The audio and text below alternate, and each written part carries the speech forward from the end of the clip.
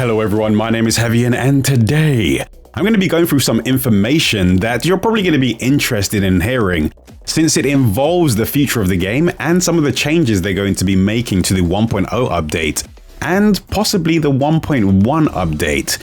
They released a big development update earlier today, going over some of the rewards they want to give to players and some of the changes they want to make to the game based on player feedback, because players haven't been happy. Like, the game has released with a lot of issues and they are dissatisfied with what they presented to people at the release. So here's the first thing they've stated in their address to the community. Greetings, we are the Wuthering Waves dev team. Since the official launch of Wuthering Waves, we have received a lot of valuable feedback and suggestions through social media and in-game surveys. We are genuinely grateful for your attention and support. We apologize for the deficiencies and issues present in Wuthering Waves, our first fully independently developed and globally published game at KURO Games.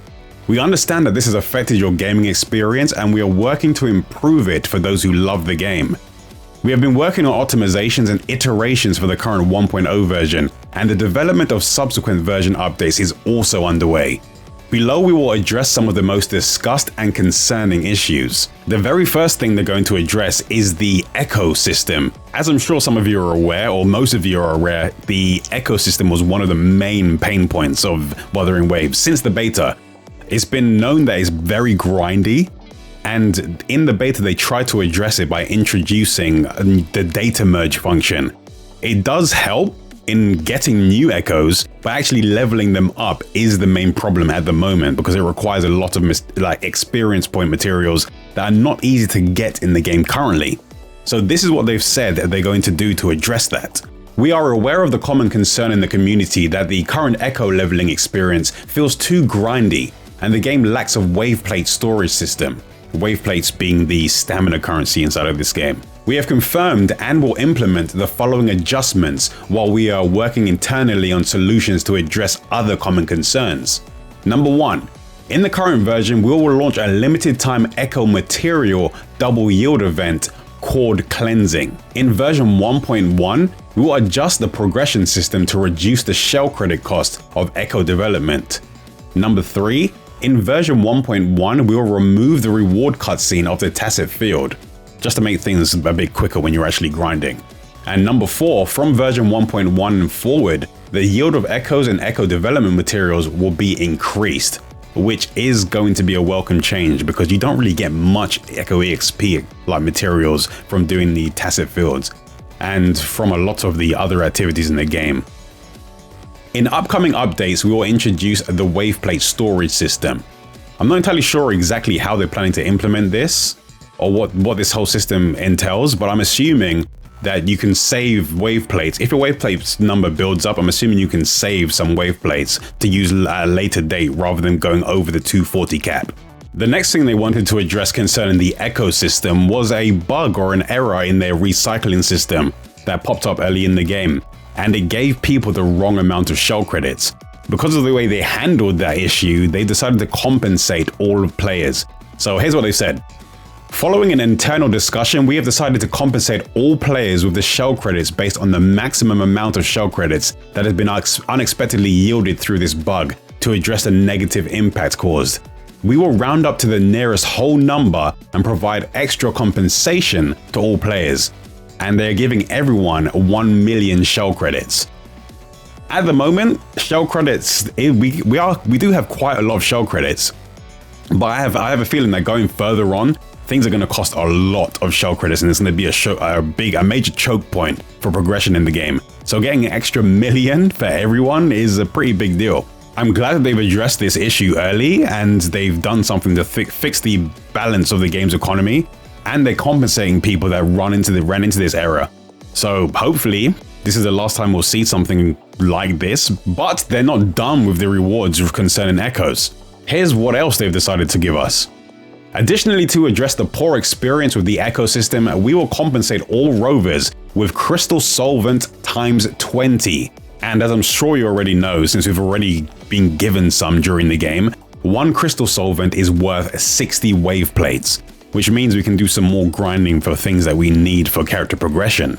One of the other things they wanted to address in this post was the translation error in the 5-star weapon Verdant Summit, which is Jian's signature weapon. They fixed the error eventually, and they said that they're going to improve the localization in upcoming updates, but they have compensated everyone for the issue. And they're giving everyone a one-time compensation of 5 Forging Tides, which are the currency used to get the limited weapons in the game. The next thing they wanted to address were in-game events that they received a lot of feedback for. They've said that we received extensive feedback on the duration and rewards of the Overdash Club event. To address your concerns, we are currently in the process of redesigning the rules and reward schemes for the upcoming events, and the immediate solutions are as below. We will introduce a new limited time special event, Wuthering Exploration, to offer new rewards and content to improve your gaming experience. And this will take place on the 13th of June to the 27th of June. And they've mentioned that the rewards for this event are going to be 800 Astrites, Morphable Elite Class Echo 1 and Morphable Elite Class Echo 2, which are the Echo 5-star Echo selectors that will let you pick an Echo of your choice. And we'll also get premium tuners and premium sealed tubes. For the Wuthering Exploration event, it's said that we'll need to complete daily survey tasks to earn survey points, and then we need to achieve the required number of survey points to claim rewards. But I'm sure once we get closer to the release date of this event, we'll find out a few more details about it. One of the more unexpected things to come out of this was them bringing forward the release date for the next update and for Yinlin as well. So here's what they had to say about that. Since the official launch of Wuthering Waves, we have received extensive feedback regarding the game's storyline and localization and various other aspects. We have been listening closely and are grateful for the continued enthusiasm and support from our players, which has exceeded our expectations. To allow everyone early access to experience more content and features of Wuthering Waves in version 1.0, we have decided to advance the release of subsequent content in version 1.0, starting on June 6th, 2024. This release will include the companion story Solitary Path for Resonator Yinlin, the featured Resonator Convene event When Thunder Pours for Yinlin, the limited time challenge event Alloy Smelt, along with many more spin-off events and features. Wuthering Waves version 1.0 will last until June 28th. After which we will schedule server downtime and implement the update for Wuthering Waves version 1.1, Thaw of Eons, which will include a new area, Mount Firmament, new resonators Jinhsi and Changli, and new boss Jue. To compensate for any inconvenience caused by this version timing adjustment, we will issue compensation to all rovers for Radiant Tide ×10. Thank you for your understanding and continued support. Honestly, that one was a bit of a surprise. I assumed they'll be giving compensation for the issues, but I didn't think they'll be bringing forward the update a few days earlier so people can take part in some of the newer content and Yinlin and new events and things like that. So I guess they want to show more appeal of the game before some other games that could be considered competitors to it come out, like Dawn Trail, Final Fantasy's next expansion, Dawn Trail. For some reason, they've pulled the date forward to the exact same date as the early access to that game. Though they're not really direct competitors, people are going to have to choose now, because I'm sure there is a large chunk of the player base that actually plays Final Fantasy XIV as well. And I'm assuming they wanted to move things forward to avoid the release period of Zenless Zone Zero 2, so they wanted people to actually experience more of Wuthering Waves before that game comes out. But we're not done with the updates. So here's what they had to say about some of the other things that they're planning for the future of the game. They're also planning to update the combat and control experience for the game. So here's what they've said. We've heard your feedback regarding poor experience with auto-aiming and auto-lock-on, controls, key mapping requirements, and game feel design. Based on the issues that repeatedly come up in player discussions, we have identified the following issues and will address them accordingly, while working on a solution to other known issues not listed below. So the first thing they wanted to address, auto-aiming and auto-lock-on and the camera performance in battle. In recent updates, we have disabled the combat camera correction feature on PC by default. We have also optimized the default ranges for combat camera settings. This is one of the big issues I had with the game personally early on, because the camera would lock you in place.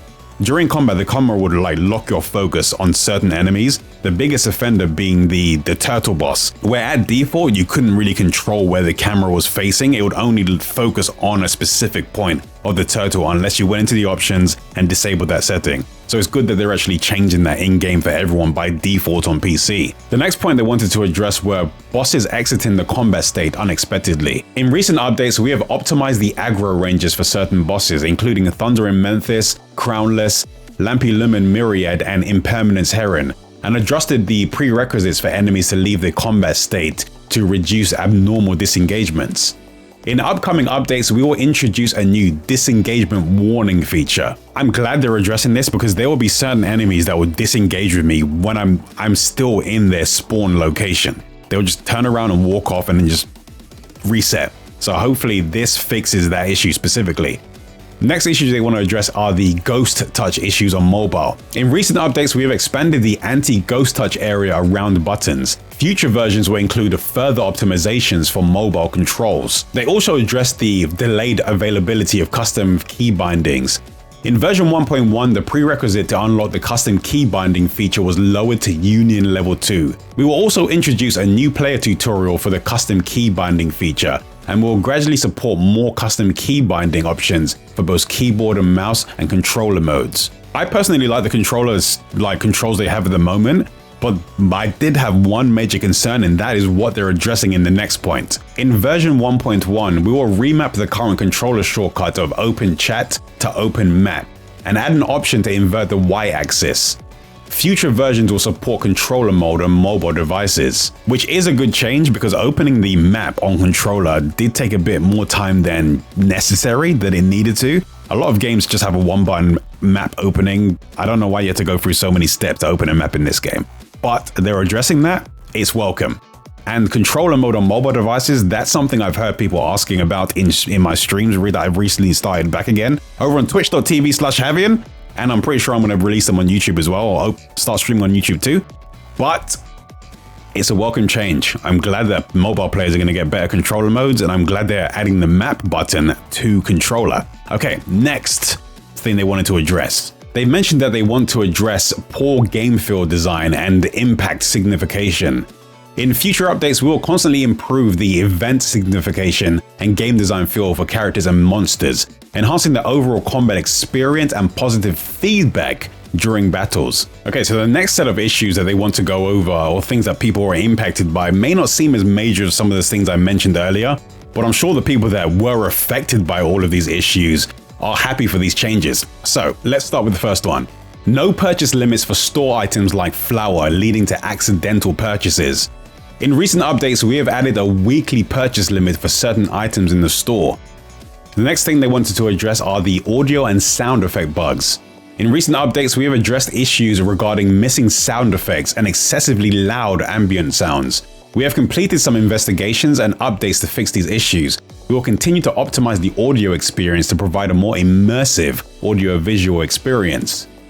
The next are performance issues, crashes, and instability. In recent updates, we have fixed crash and instability issues affecting certain devices. We are currently identifying the causes of other crash reports and will continue to implement fixes. We apologize for any inconvenience this may have caused, and we are committed to ongoing performance optimization. If you encounter any related issues when gaming, please contact customer support for assistance. This is something you need to do if you run into any issue in the game. If there's any major issue, contact customer support and report it. That's how they get these issues fixed. Like these issues we're seeing getting fixed like right now. Next, they wanted to address some of the changes they're going to be making to the depths of Illusive Realm, which is the roguelike system in the game. We have received numerous player feedback and suggestions regarding the depths of Illusive Realm event in 1.0. In upcoming version 1.1, we will further improve the event, add new content, including more playable characters, new challenges, new mechanics, and new buffs. This is one of my favorite modes, and I just wish that some of the characters that I developed myself are actually usable in that mode, because right now, none of the characters I actually use are usable in there. I have to use the trial characters to make good progress in there. So hopefully they introduce more playable characters that are the ones that I personally own. Or at least the characters that are popular within version 1.0, or all of the characters in 1.0, and then in further updates they slowly add more and more. But let's see what they do in the future. Apart from the adjustments mentioned above, we recognize that there are still many issues in-game that affect player experience. We are committed to listening to every single piece of feedback continuously organizing, optimizing, and resolving these issues to make Wuthering Waves better. We will share and communicate future updates and optimization progress with you actively. Additionally, we'll continue to gather player feedback through version surveys. Since Wuthering Waves' official global launch, we have been disheartened by our inability to provide a high-quality gaming experience to all rovers. We understand that continuously releasing better versions and content is our goal and mission, and we will always strive to uphold them. Finally, we sincerely thank all rovers for your continuous attention and unwavering support for Wuthering Waves. I can appreciate how hard the team are working to get things fixed and how rewarding they've been to the player base. Based on the rewards we're meant to receive, we should be expected to get 1 million shell credits by June the 10th, 2024 for players that already unlocked the mailbox function before May 30th. And then we should also be getting 20 crystal solvents, 5 forging tides, and 10 radiant tides by the 3rd of June 2024. So rewards wise, we have a lot to look forward to, along with the fact that we're getting early access to Yinlin and early access to version 1.1, which means we're getting new characters earlier as well. So I'm looking forward to what's coming in the future for Wuthering Waves. I'm just going to have a hard time deciding what I'm going to play between Dawn Trail and the new Final Fantasy expansion and Wuthering Waves. They're coming out on the same day. It's the same day. All right, that's it for today's video. I'm going to be making some more videos for Wuthering Waves very soon. So make sure you subscribe if you want to know when those videos are going to be available. I am streaming now much more often than I usually have. I usually just vanish for like a year and then pop back up, but now I'm going to be streaming consistently. So head over to twitch.tv/Havian, or if you prefer YouTube, I will be cross-streaming to here as well. I may not be cross-streaming right now because I'm still setting things up, but expect to see some YouTube streams very soon. I will be making some new videos very soon. But until I make those videos, here's another one that you might find interesting.